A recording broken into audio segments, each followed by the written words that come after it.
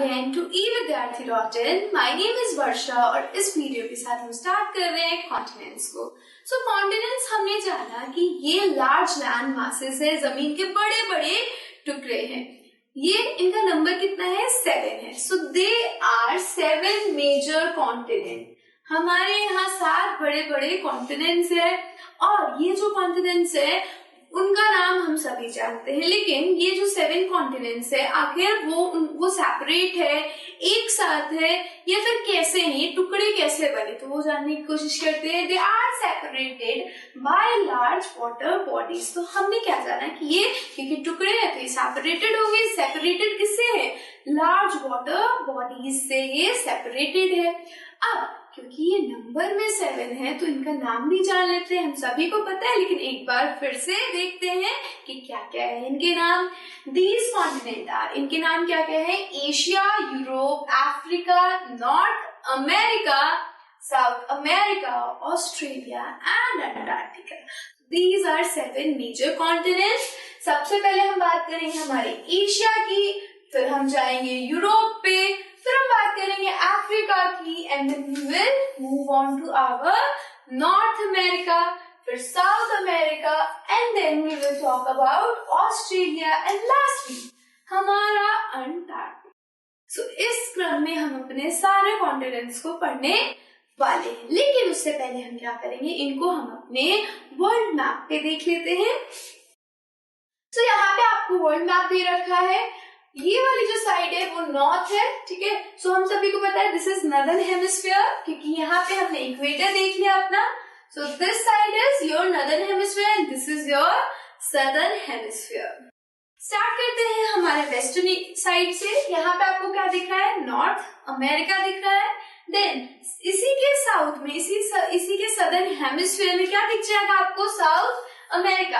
अब नाम से ही दोनों के पता चल रहा है कि कौन सा नॉर्दर्न हेमिस्फीयर में है और कौन सदर्न हेमिस्फीयर में है। जो नॉर्दर्न हेमिस्फीयर में है उसका नाम है नॉर्थ अमेरिका और जो सदर्न हेमिस्फीयर में है उसका नाम है साउथ अमेरिका। फिर आगे बढ़ते हैं, ईस्ट की तरफ हम चल रहे हैं, ऐसे चल रहे हैं ना, तो ईस्ट की तरफ चले तो हमारे पास आया यूरोप। यूरोप क्या है? ये किसी भी वाटर बॉडी से क्या है? एशिया से सेपरेटेड नहीं है। हाँ, ये भले ही तीनों साइड से वाटर बॉडी से घिरा है, लेकिन इसको कोई भी वाटर बॉडी एशिया से अलग नहीं कर रही है, बल्कि इसे एक माउंटेन अलग कर रहा है एशिया से, और उस माउंटेन का नाम है उरल माउंटेन, जिसे हम कई बार यूरल माउंटेन के भी नाम से जानते हैं। उसी के ठीक नीचे है हमारा अफ्रीका, और ये जो अफ्रीका है ये बहुत ही दिलचस्प है। क्यों दिलचस्प है?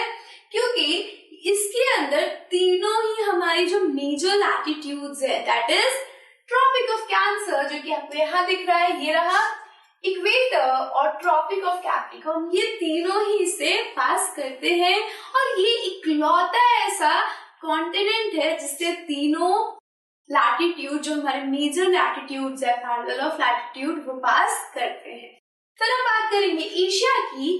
एशिया वर्ल्ड का सबसे लार्जेस्ट कॉन्टिनेंट है, और इसी कॉन्टिनेंट में एक बहुत ही प्यारी सी कंट्री है, बहुत ही दुलारी सी कंट्री है, और वो है हमारी इंडिया। सो इंडिया इसी एशिया कॉन्टिनेंट में लाई करती है, और ये जो कॉन्टिनेंट है वो हमारा कॉन्टिनेंट है। उसके बाद है हमारा ऑस्ट्रेलिया। अब ये जो ऑस्ट्रेलिया है ये एक आइलैंड कॉन्टिनेंट है। क्यों ये आइलैंड कॉन्टिनेंट है?